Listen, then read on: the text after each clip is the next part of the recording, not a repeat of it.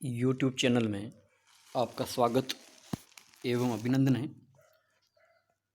आज इस वीडियो में नगरीय क्षेत्रों की समस्याएं या नगरीकरण से जो उत्पन्न होती है जो समस्याएं, उन समस्याओं के बारे में देखेंगे। तो सामान्यतः अपन देखते हैं कि जैसे जैसे जनसंख्या बढ़ रही है वैसे वैसे क्या है, जो ग्रामीण क्षेत्रों से लोगों का शहरों की ओर या नगरों की ओर जो पलायन होता है, जिसको अपन स्थानांतरण कह सकते हैं या प्रवास कह सकते हैं, उसके कारण जो नगर में जनसंख्या तीव्र गति से बढ़ रही है। उस तीव्र गति से जो बढ़ने की जो प्रवृत्ति है, उस प्रवृत्ति को ही अपन नगरीकरण कहते हैं, जैसा अपन ने पिछले वीडियो में देखा है। तो इससे जो उत्पन्न जो समस्याएं हैं, उन समस्याओं में कौन कौन सी समस्याएं हैं जो प्रमुख रूप से उत्पन्न होती हैं नगरीय क्षेत्रों में। तो नगरीय क्षेत्रों में जो उत्पन्न समस्या है, जिसमें नगर जैसे अपन देखें तो नगर क्या है, नगर वर्तमान समय में आधुनिक सुविधाओं और रोजगार की दृष्टि से सुख सुविधापूर्ण माने जाते हैं, लेकिन अति नगरीकरण या नगरीकरण की प्रवृत्ति के कारण नगर धीरे धीरे एक समस्या क्षेत्र के रूप में परिवर्तित हो जाते हैं या हो रहे हैं। नगरीय क्षेत्रों की प्रमुख समस्याएं निम्नलिखित हैं, जिसमें प्रमुख रूप से जो है वो, जैसे पहली जो है वो है स्थान संबंधी समस्याएं। स्थान संबंधी समस्याएं यानी रहने के स्थान से के रूप में ले सकते हैं अपन। तो पहला जो है जिसमें स्थान संबंधी समस्या में, तो दिन प्रतिदिन नगरीय जनसंख्या में होने वाली तीव्र वृद्धि के कारण विभिन्न औद्योगिक संस्थानों की स्थापना, दुकानों, आवासीय क्षेत्रों आदि के लिए स्थान विशेष कम होते जा रहे हैं। नगरों का ग्रामीण क्षेत्रों की ओर तेजी से विस्तार हो रहा है, जिसके कारण कृषि भूमि में कमी होती जा रही है। जहां भूमि उपलब्ध है उसकी कीमत बहुत अधिक पाई जाती है। ठीक है, तो ये जो समस्या है स्थान संबंधी समस्या प्रमुख रूप से। जो दूसरा जो है वो आवासीय समस्या।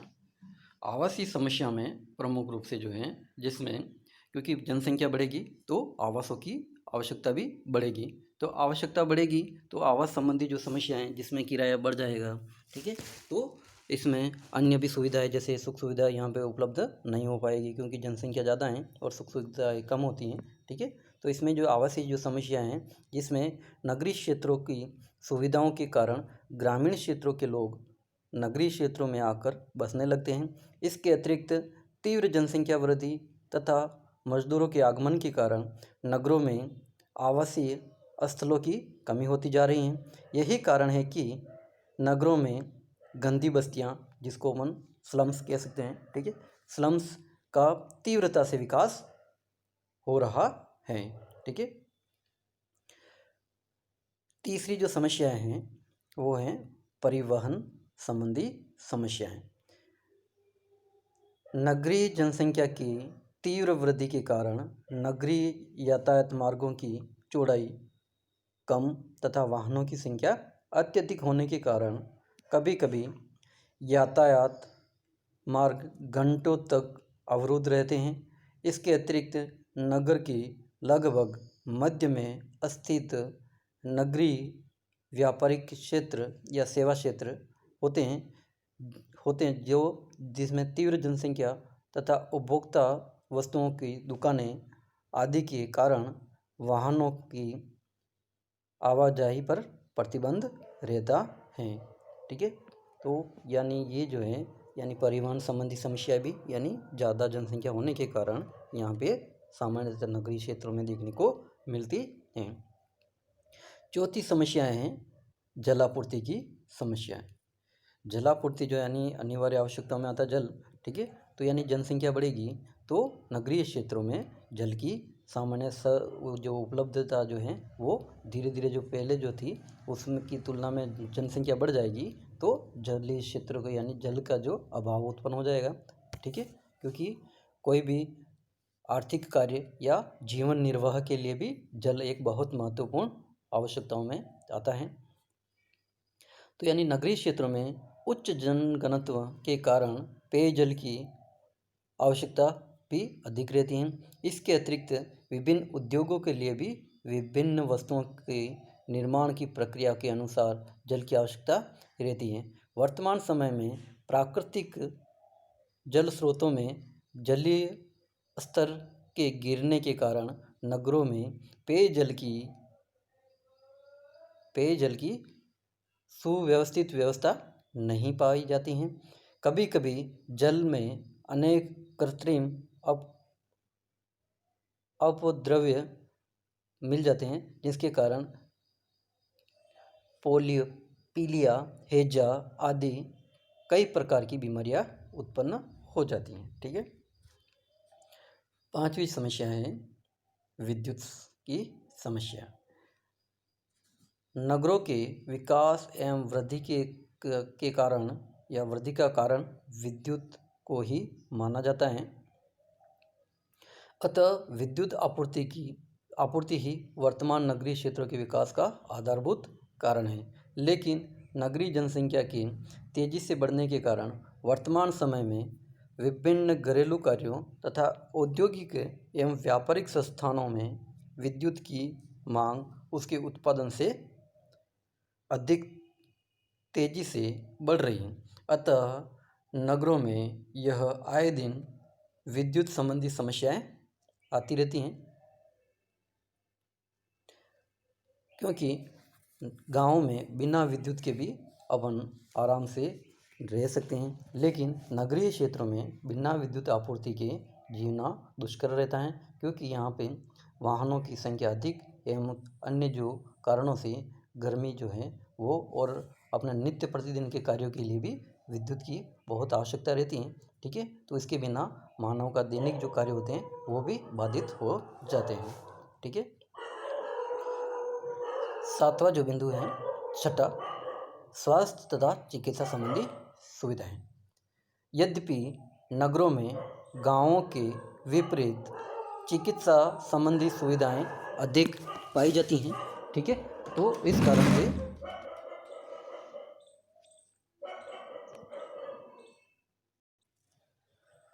स्वास्थ्य तथा चिकित्सा संबंधी जो समस्या है, इसमें यद्यपि नगरों में गांवों के विपरीत चिकित्सा संबंधी सुविधाएं अधिक पाई जाती हैं, लेकिन अत्यधिक जनसंख्या होने के कारण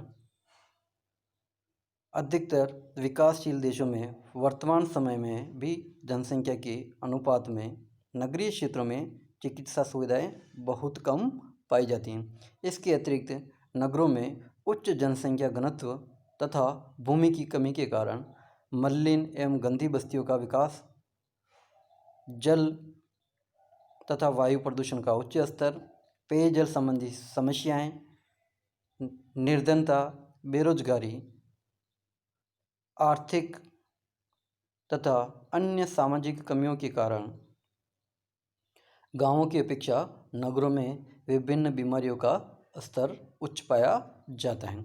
वर्तमान समय में भी अपन देखेंगे तो जो कोविड-19 जो है, कोरोना महामारी के समय में अपन देख रहे हैं, तो गांवों की तुलना में नगरीय क्षेत्रों में कोरोना के जो मरीज हैं वो सामान्यतः ज़्यादा संख्या में हैं, या कहीं पे भी देखेंगे तो अधिकतर जो कोविड-19 के जो मरीज हैं वो ज़्यादा संख्या में कहाँ पाए जा रहे हैं, यानी उपलब्ध या जो जिसकी संख्या है तो वो कहाँ है, नगरीय क्षेत्रों में। ठीक है, तो ये भी एक बहुत बड़ी समस्या है स्वास्थ्य तथा चिकित्सा संबंधी समस्याओं में।